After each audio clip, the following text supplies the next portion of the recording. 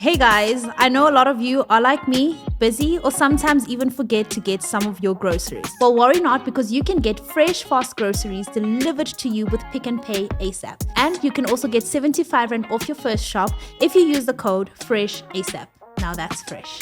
Hello, Wisdom and Wellness family. Welcome to a special episode. Although I feel like I say this with every episode, but every episode genuinely feels special.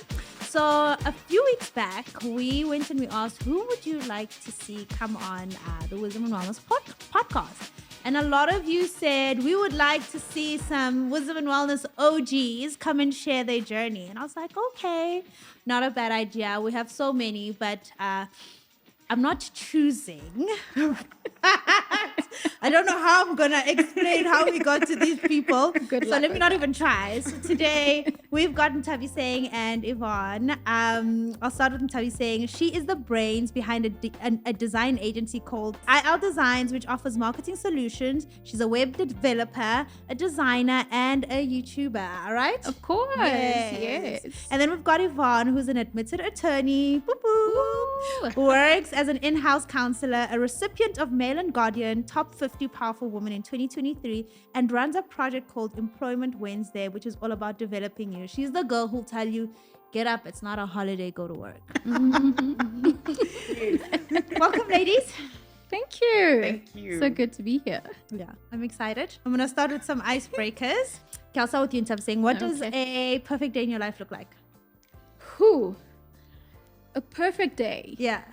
Definitely taking all my tasks for the day. Okay. I mean, from gym, from eating right, to journaling. Okay. Sometimes it's hard to journal in the morning because you rushing to work. That, and definitely completing my task at work as well. I think that's that for me. What does a perfect day in your life look like? Why are you laughing?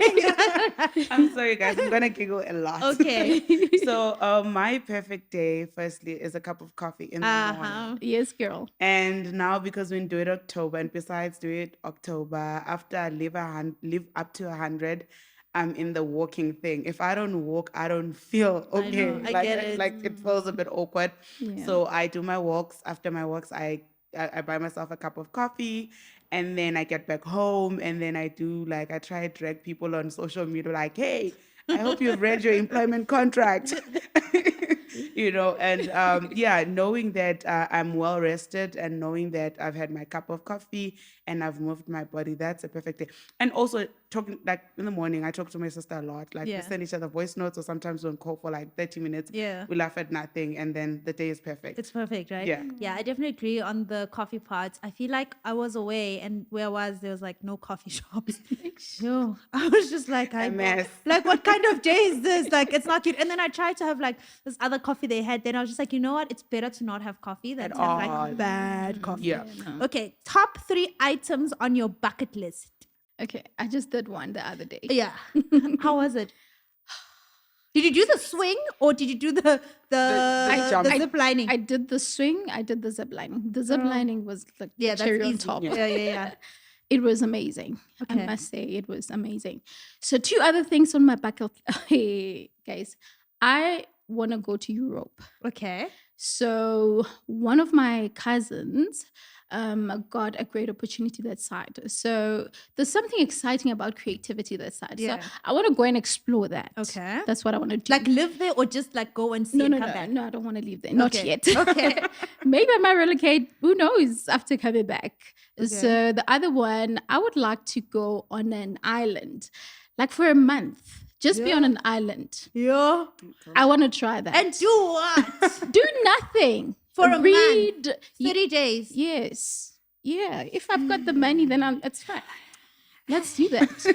Yeah, after 7 days, I'm just like, I'm trying to go home, y'all. I really want to do that. What's on your top 3 items on your bucket list? Top 3. Okay, I also did Soweto Towers at the beginning of the year in January. Initially, I wanted to do Cape Town, which is like the biggest we have in Africa. Yeah. But I was like, let me try Soweto Towers. So I think I want to do Cape Town soon. And then also, I would like to travel. There's this big thing that I applied for, like it's called Yali. I'm hoping that they accept me. Then I'll be gone to the US for like 6 weeks for What's Yali? leadership, Nelson Mandela Washington Scholarship. Oh, Yeah. yes. So if I get in, then it means that I'll be there, like, being taught on leadership, governance, that type of stuff. And then also, I'd want to go on a solo trip. Like, I'm afraid though, but a solo trip overseas, like just by myself. I'm thinking it's far, but I think I'd want to experience that thing that there's no codependence, where I'm like, anyway, I'm going to call my sister, she's going to come pick me up, that whole thing of just do stuff by yourself, knowing that. But you're single though. I don't know why it's hard, because I tried a solo trip a few years ago. Like 2-3 years ago, but I first started in Cape Town. After one day, I was just like, I'm coming home. I was just like, but I think it's also like a growth thing and everything. I definitely think now, like I can like try again. But then I was just like, it does not feel like eat, love, pray. And I think my problem with the whole solo thing, I want to do a complete solo because I've done a couple of solo dates, ne? Okay. But I've realized that I end up being on my phone. I end up being with other people. Socially, socially. But I want to do something like I saw you guys did Bali, like go somewhere where I can center myself spiritually and just by yourself, like, guys. Yeah. We'll try it out. Okay, which song can you start from start to finish? Nothing. No, it has to be, I know, Waymaker by Sinach. Yeah. And when she does the talking, does she do talking in the song? No. No, she does talking when she performs. Okay, not on the song. Okay, so on the song, yes, all the lyrics, every corner of the song. Okay, Waymaker. Yes. Tabi, come on, you have to have a Okay, something that comes to mind now is Uyinkosi Yamakosi. Don't tell us about it too long. I'm telling you because this is the song that I used to sing when I was young. Okay. No, when I was young, we would sing to the song. Okay. So that's the first thing that came to mind. You guys they're so saved. Yo. I mean, I can sing Iplan. From start to finish. Okay, last question. Is there a celebrity that you think you look like or have been told you look like? I've been told that I've got similarities. I don't know if you guys know her, Jackie Afia. You don't know her, but also I've had that, also Viola Davis. I can see Viola Davis, yes. I've also had Gugu Kumete Mamlambo. Yes, I can see that. Okay. Quite a number. I can agree with those people. Yeah. No one. Not even one. Not even one. You can't even think of someone. Tell us who you think. Exactly. I don't know. Okay, who do you guys think I mean, I feel like you change a lot. I do. Like, there's a hairstyle up in your face. I feel like you change a lot. Not in features, but also somebody said it. I wanted to say it, but they said it first that you feel like you're in your Michelle Obama era. What? Do I look like Michelle Obama? No, not in looks, like the feel. Okay. I can't put your face to anyone. I've heard Cardi B. Oh, yes. The eyes. Yes. I don't see it, but I've heard Cardi B. I feel like this part. Yes. Yeah. Guys, you guys look at people's Cardi B. And then with the short curly hair, apparently Sarah Jakes. But I don't think I look like her. I just think the style reminds people. You see the whole thing that you had. I think, like the bob. Yes, that bob. Yeah. I think you look like her on certain, the whole certain pictures. Yes. So now a lot of people, I think you look like Nonto on some photos. No. I look not all the time. No, we look like all the time. We look but like I feel like there's also certain photos that are like, oh my God, they look like twins. Yeah. Yeah. Okay, guys, let's get into the conversation. And I think I just want to get to know you guys a little better. Just who are you? Who is Tabi? Who is Yvonne? Tell us about your upbringing. I know you're from Zimbabwe. Yes. You grew up there, right? Yes. Grew up there. Okay, not fully. Okay. Like a portion of my life. Okay. Tell us about it. Well, I grew up in my grandmom's house. It was quite a big house. Grew up with my cousins. It was like, I think 7 of us. Like people or kids? Okay, it was my grandmom. We had a helper. And then one of my cousins, my other cousin, myself. and then my mom Ngane, who had 2 kids. It was a So lot over of 10 us. people in one house. Yeah. Yes. Yeah. So I grew up there, and then for a long time. I think I grew up there until I was 6 years. Yeah. And then I moved to South Africa. Okay. Yes. Okay. Then I moved to South Africa. Then I did like most of all my schooling here. But the time that I was in Zim, I actually enjoyed it. I come from a very big family. But you know, when you come from a very big family, there's always squabbles and stuff, Yeah. right? But also one thing that I've learned from how I was raised and the how big my family is that when it's all said and done, all you will ever have is It's family. family. Yeah. And like one of the beautiful things about my family is that in all the squabbles, you know, like you would have the aunties fight and all of that. But if anyone was to have some sort of trouble, they're all coming to rescue you. You know, they will rescue you fighting, they will rescue you shouting, but they all gonna come and rescue you. And I mean, I grew up as I was quite shy. Like if you ask my dad, the type of child I am, he'll tell you that I'm shy because so mangkhula bebangibiza uMaponga ne, like mntwana Maponga. bass, Okay. like, you know, because my voice was just Hoarse, loud, yeah, like, yeah, you know, it's horsey and stuff ne. So sometimes I'd have to be quiet so that I don't feel like I'm talking too much or have.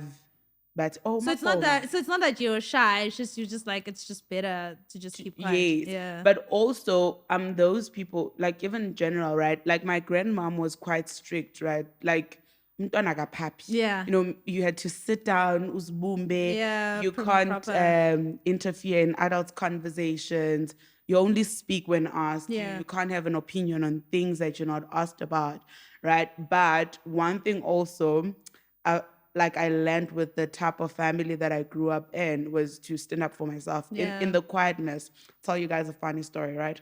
We had this neighbor, like right now, my cousin was here, like her and that neighbor are now besties. But growing up, there was this huge fight because it stemmed from how the neighbor's little sister hit me, right? Okay. She hit me, went back home crying, ne? And then I'm like crying. I'm like, this girl did this. And then my sisters were like, listen, you're going to get out there. You're going to prepare the hottest slap of your life and you're going to slap her back. Oh my God. And if anything happens, we are going to enter the fight. So, okay, uyandlula ngakithi ne, pass by. And I'm nervous. I'm like, oh. But I'm crying also because she hit me first. Yeah. When she passed, ngambamba from the back. And then after that, she fetched her sister. Oh gosh. And then I fetched my sister. So it was a It was whole a big squabble. thing, right? But for me, the turning point of that moment, right? Yeah. And as much as I don't promote fighting or anything like that, right? But the turning point was that it's important to stand up for yourself. For yourself, You know, yeah. and I've been constantly taught that I need to face life issues head on. Yeah. Yes, I'm always going to have home to run to. Yeah, But but sometimes these things that I need to look at and face. Yeah. You know, whether they're uncomfortable, whether they're comfortable, but it's important that stand I up face stuff for head yourself. on. Yeah, Sure. but it was always fun, man. Christmas would, like my grandmother had this, her lounge was very huge. Yeah. We all slept there on Christmas. We used to wear same clothing. Yeah. You know, The whole mechi family mechi, thing. you know, it Yeah. was very fun. You know, Amazing. and we'll have amakosolo. In the butternut. Yes. Beetroot. Didn't Tabi tell us about your upbringing? I know you shared, I think you shared on your Instagram how you used to be, it was actually so touching that you used to be ashamed that you grew up in a shack to a point where you lied about My home. your home. Yeah. I would point someone else's house and say, Sure. that's my home. Okay, so I'm originally from Northwest Mufftown. So that's where I'm from. I went to school there, and my entire childhood, I was in Mafikeng. I went to a village school. So there was this time where I started calling myself a village girl. Yeah. And I think I liked that because I needed to heal that little girl in me and also help the village girls village around, girls, because yeah. I think, you know, in a village, there are a lot of people that stay in shacks. Yeah. Sure. And it's not a pleasant, Experience, yeah. it's not at all. Yeah. And I could see how some react to their situations. So that's where I grew up. But I think the biggest thing about my journey is that I'm so grateful. Yeah. I'm like, I wouldn't have had it any other way, because I think there was a point where, like, I would say, okay, this is what used to happen. In a shack, it's cold. I have to study. Maths was dribbling me, by the way. I have to study. And we have like a mini lounge. It's not, and you can't sit there because when it's too cold at night, like you're cold. Yeah. So I would try study in my bed, and every now and again I would touch the shack, The like Zenke. the Zenke, and it's cold. Yeah.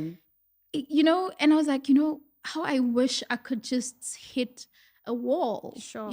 Like, weird as it is that, like, why would you want to hit a wall? But for me, it was like, I would love to have a home. And I said to God, please help me to be the change I wish to see in my home. And from then on, I started having vision boards. Sure. So obviously primary, let me not talk about primary. High school, there were times where I would go walk from my school to town, because my school was about 30 kilometers away. I would use a bus. But when I get to school, I have to get a taxi to town so that I can catch a bus. Sometimes I don't have that money for taxi, so I would have to walk. 30 kilometers. No, not the 30 kilometers. Okay. Walk about like an hour, Okay. Sure. probably 20 or so. Yeah. Like an hour. So I would have to walk to town. And sometimes it was sad because, when you feel like you are ashamed, Yeah. like sono, Yeah. that's how I felt sometimes, but I'm grateful for that, because it really helped me to transform my family. I want to know, when did you realize, because I think we all grow up in homes and that's all right? Like Yeah.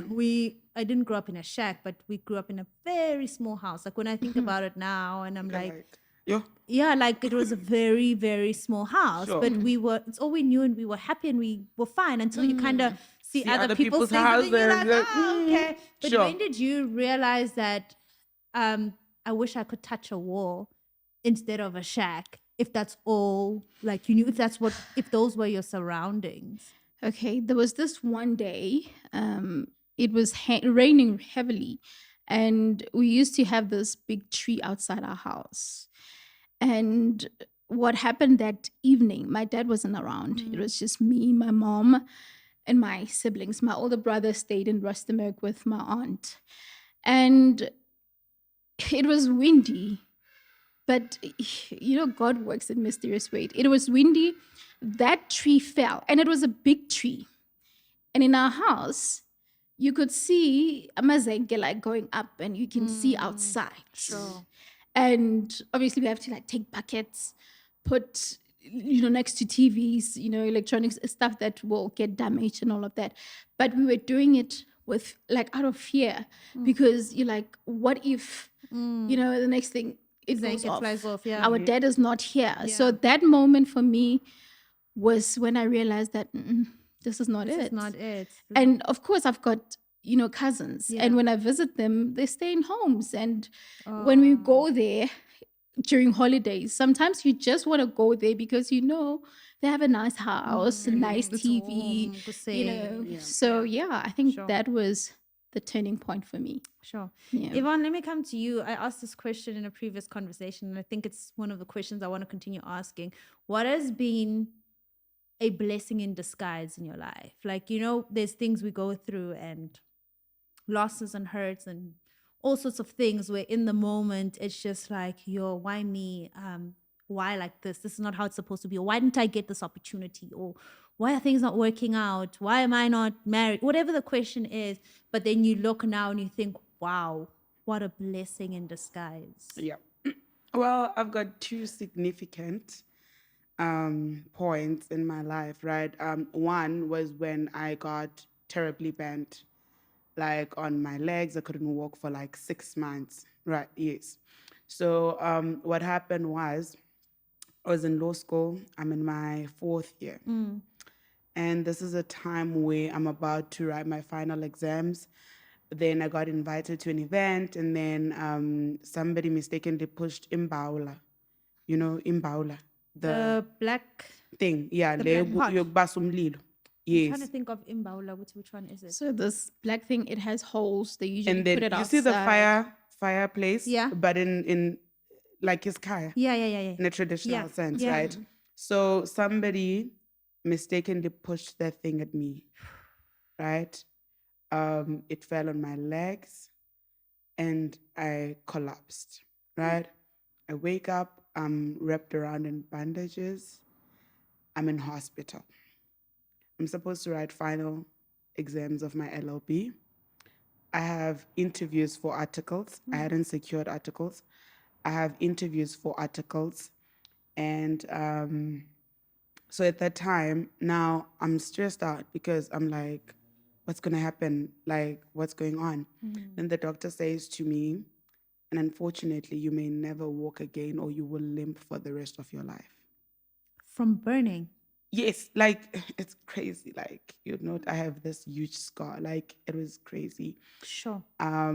So then she says to me, I may never walk again. I need to do physio.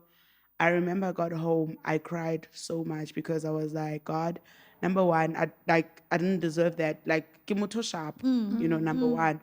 And number two, if I'm meant to not walk again, what must happen now? Like, must I then drop out of school? How am I supposed to do this? Every single morning, I would wake up and cry and pray and go to school. I remember my students, I was tutoring at UJ, my students would always say, why don't you just stay at home? I remember people would say, just take a gap year. But I had an option of choosing to stay at home, stay in pain, nest the pain. But I felt like for me, it was a turning point of being taught of courage because I forced myself in pain. I'd go to school. And then my doctor was even shocked. I think for me, my faith was stretched there because I had to go back to God. I think also that was a returning point for me because I grew up in a Christian home. Yeah. But I think that season of my life, it tightened my relationship with God because that point was God was the only person I could rely on. you got nothing He was else. the only person that could reverse because now a doctor has told me that, listen, I could help you. These bands are probably going to be okay eventually, but the best I can do for you, maybe you're going to limp or you may not walk because literally I couldn't bend my leg. So, getting bent by your knees and now your knees or your lower body carries your whole body. Yeah, So now I sure. can't. So every morning I would cry for 6 months straight, right? And then eventually I got better. And then now I had to cancel out all my interviews. It meant I'm going to be unemployed, right? So, and then fast forward, I'm unemployed, I'm searching for articles, I'm nesting my legs, and right now also like so much money. I'm spending so much. I couldn't even take a taxi. I had to be in Ubers. Like it was such an admin, right? yeah. So, and then fast forward, I get to my LLB done with that. Then I enroll for my master's. And then whilst I'm enrolling for my master's, search for articles. Finally, I get interviews, right? So when I get interviews, something dawns on me to say, actually, had I not been banned, I was not going to get my master's because I was probably going to get a job right after. And then also with the process of finding articles and struggling to find articles, hence Employment Wednesdays, I was not going to be able to go on YouTube and educate other people and be like, hey guys, if you want to find a job, this is what's up, or this is where you look for jobs. I was not going to be able to do that. And again, my relationship with God would have been lukewarm, right? Sure. And then another one is a recent one, right? So do my master's and then I pray for a job. I think my whole existence, I've never prayed for a job like that. And then the year I get interviewed, that was 2020, they tell me that, hey, listen, we're going to call you when we move to bigger offices. But we know that in South Africa, when a person says that, they're basically saying no. Not, you know? Yeah. But also I stayed in faith, forgot about them. Then in 2021, they actually called me, hey, Yvonne, are you still available? Do you want to come do your articles with us? So I had already studied articles at a law firm elsewhere. Then I ditched that other law firm because I knew that I'd been praying for this thing for such a long time. Get there, do my articles, and then mid articles, I also reach a career crisis type of thing where I'm like, do I even want to be here? Do I want to be in practice? But also, that doesn't, like, I'm in a happy place. I'm in a happy environment. Everything is good. I'm doing my job well. So, and then retention time, right? So when you do articles, you have to be returned as an associate and stuff. And so everybody at the office was shocked that day. They're like, yeah, we know they're going to retain you. Like, your bosses like you and stuff like that. I'm likable. Like, no one cannot like me, right? Get in the boardroom. My director tells me, he's like, hey, we're not going to return you. Under normal circumstances, I would have fought.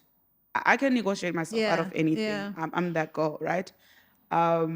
But a voice in me said, this season is done. Sure, let it go. Yeah. You can't fight to stay in a season because you're going to miss your blessings.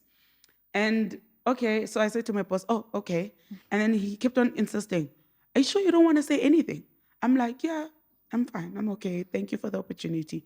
And I think you asked me the whole question, don't you want to say something, like 5 times? Sure. Because I even felt like probably the Holy Spirit was speaking on my behalf because I kept on saying, no, I'm good.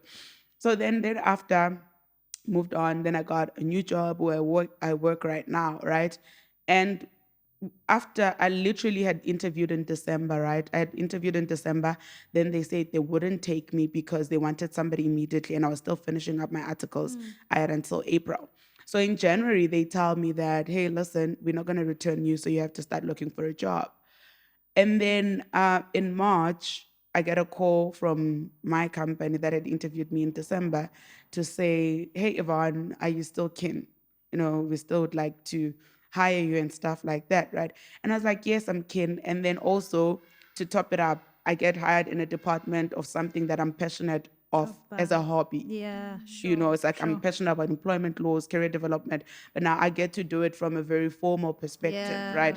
And just besides that, I realized that after that season, a lot of doors opened for me in ways that I can't explain. Yeah. You know, the other day I even wanted to post a joke that, you know, I'm tempted to send my previous boss an email and say, you know what, thank you for firing me. Thank you for letting me go. Because Yeah. it feels like it just fell into place. Yeah. You know, and sometimes we want to overstay our welcome in a season, but when God says move, trust He knows that He's doing what He's doing. You know, move. If you, like, just don't overstay, you know. And I know sometimes it's hard because one of the biggest questions I had, I was like, God, I prayed for this job. Yeah, ganja, I man. fasted for this job, and you gave me this job. And the only thing I could hear, one, God says to me, you're walking into the best season of your life. And that was a very weird statement, you know, because I'm like, which best season? I don't have a job right now. I'm unemployed. And then again, it took me back to a place whereby once a prayer is answered, right, you need to open room for more blessings. You can't hold on to the that former. one thing. You can't hold on to, I prayed for this before, then I need to stay in it. New prayers, new blessings and stuff. So, yeah. That's incredible. Tabi, I'm going to bring the same question to you. What in your life have you realized that, oh, it was painful, but what a blessing? Phew. I think for me, it will always go back to my family. So I think I want to take you guys back to a time where I started tertiary. So I didn't start in Pretoria. I started in the Northwest. Because I was struggling so much with mathematics, it was so hard for me because my dad had to find, what do you call this? I think it's EduLoan, where he would have to pay like every month. And maths was the most expensive subject. And it really killed me that I'm not passing this subject, you know. But I remember my mom's words when she said that, my child, you know that I didn't get far. I wish I could help you, but the best thing you can do for yourself now is to do the best that you can. Go out there, find help. Yeah. Find someone to help you and run with it. Yeah. And do the best. And that changed everything for me because I was like, if I'm not going to change this situation, no one will. Yeah. And also, I was carrying the load of my siblings. Yeah. Because what used to happen, my siblings, even when I was in university, they would call me and ask for things. I'll be like, how? I don't stay with you guys. Mom and dad are there. Why aren't you asking for things from them? But I understood. I twisted it and said, okay, it means they see something in me. They know that I can help them, and they believe so much in me. And that inspired me to just push myself even further, So I left Unibo and went to TUT. I'm telling you, I went to TUT a week before close of registration. I went there. I sent up an application before, and then when I went there, I was hoping that they've accepted me. When I get to the door, my name is on the rejected list. Sure. And it was around lunchtime because, in the morning you'll stand in the queue. By the time you get to the door, they're on lunch break. And I saw that. I'm like, but how? Because I did all my third year modules. I did computer science in Northwest University. And I'm like, there's no way. I need to be credited for most of my subjects. I waited. Some ladies were like, even a few guys, they were like, no, we're going to find another, institution because they rejected us. I'm like, I'm not going to give up. I waited, and eventually I got to ask to meet with the head of the ICT department. I sat with her. Those guys were chilling there eating, and I was so hungry at the time. They were chilling there eating, and I was like, it's fine. I'm not going to leave until I get what I'm here for. And I knew that I needed to not prove necessarily to my parents, but to prove to myself that, no, you are not a failure. You just maybe didn't do well in maths because you didn't put much effort. But another thing, I loved computer science, but I was doing basics of everything, like your C++, your JavaScript. So I needed to specialize in something. And when I figured it out, I'm like, I'm out. So when the head of ICT looked at my transcripts, everything, I got credited all my first year subjects. Only one subject that I didn't do at Unibo, I had to do there, and I was already on second year. Sure. If I had left, it means I could have missed out on So many, a greatest opportunity for me, because things went great for me after that. I even got to be a tutor. That's the first university. You guys are like job. smart. You cum laude and all of that. I started sending money to my mom at second year, third year. Like, I was sending money home, Well, then I wish I had saved it first. But it's fine. You're taking care. They don't understand the saving part, but it's fine. But I'm so grateful. I think that was it for me, and I'm glad that everything took the greatest turn. I took this situation that was hurtful, that was not nice, because at the time, you think of the amount of money your parents, and it's so sad, because you're like, am I not doing anything better with my life? Like, should I just stop what I'm doing? And then I went to TUT. Fast forward, I got a bursary. The bursary paid off all my university fees. I even got change, and I was like to my family, here's the money. Tatani. Got change. Still, I wish I saved at the time. I think it's incredible how we think, like, we want to hold on to spaces and places just because in a certain season it felt right. And it's just like, God is just like, dude, I see what's on the other side. I just need you to come on board.